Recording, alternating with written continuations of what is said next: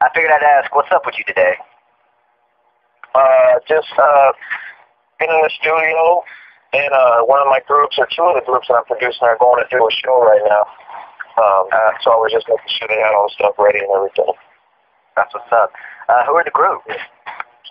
A group, Rafiki and Imperial Stars.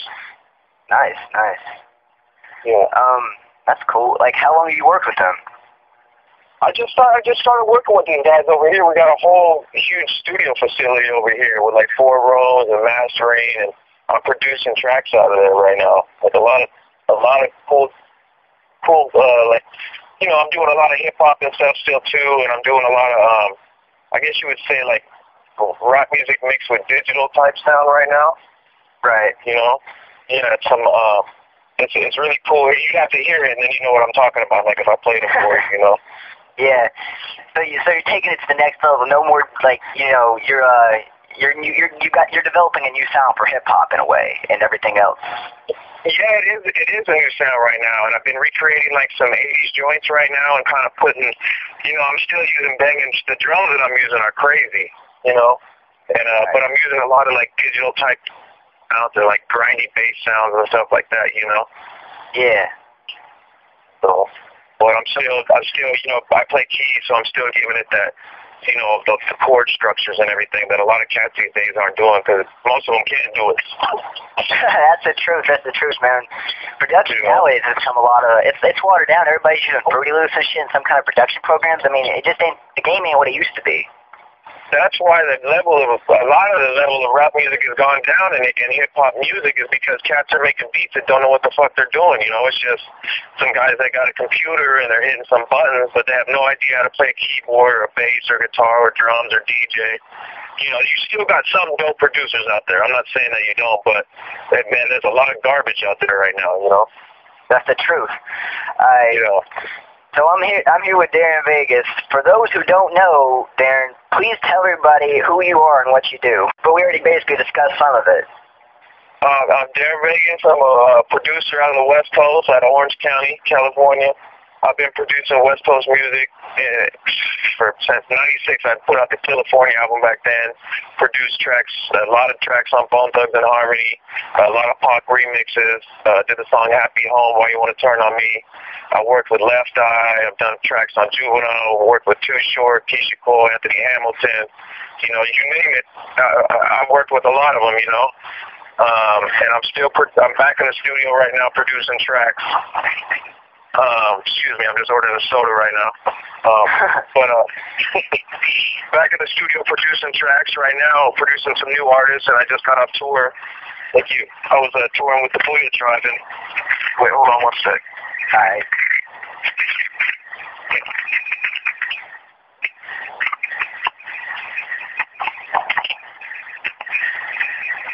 Just got off tour. I was in Hawaii and Taiwan with the Booyah Tribe, touring with them.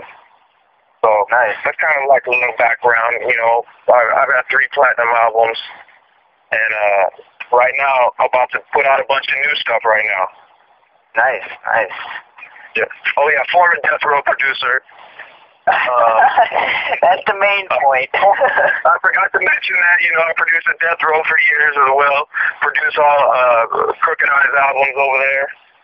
Was produced an album before we even went to Death Row that people haven't heard. That is, I don't know, man. I think it's one of the dopest albums ever made, and it's crazy that it never got released. You know, I see snippets of stuff on the internet and shit. It's crazy. I don't even know how people got it. You know what I mean? Yeah. But that kind of wraps it up, I guess. So what got you into production? Because you started DJing before you started producing, right? Well, actually, I've been playing piano since I was in the 4th grade. You know, I was playing piano, then I played drums, you know, and then I started DJing, you know, and that's how I was making money, DJing clubs and stuff. And then I kind of just put everything together and started making, you know, producing tracks. Nice. So I also play the guitar a little and the bass a little bit. So I got like a general background of everything it takes to make rap music, you know. Plus I used to rap back in the day. So you rapped? yeah, like on the California album and stuff. Actually, the first album I ever produced, I was rapping, and it was myself, Chill from Compton's Most Wanted, MC8, Trady was on there, South Central Cartel, with like a lot of West Coast artists, Dazzy D.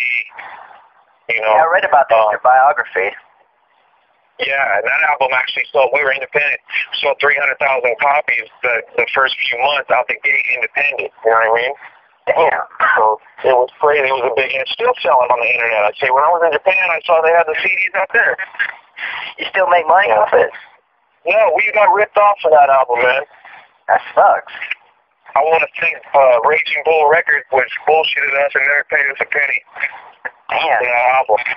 Yeah. That's fucked up. Yeah, that is fucked up. We ripped off the whole company, man. And then they claimed bankruptcy and didn't cut any checks. Damn. So, when they were SoundScanning other albums with our, they had our album. They weren't SoundScanning them. I found out from somebody that was working for the company. So that was my first big rip-off that I've had in hip-hop, which I've had a few of them where I've done a lot of work, and then, the corporations and all the bullshit and lawyers and the record industry people are shady, like Q-Tip said, Yeah, the industry is fucked up. The industry's fucked up.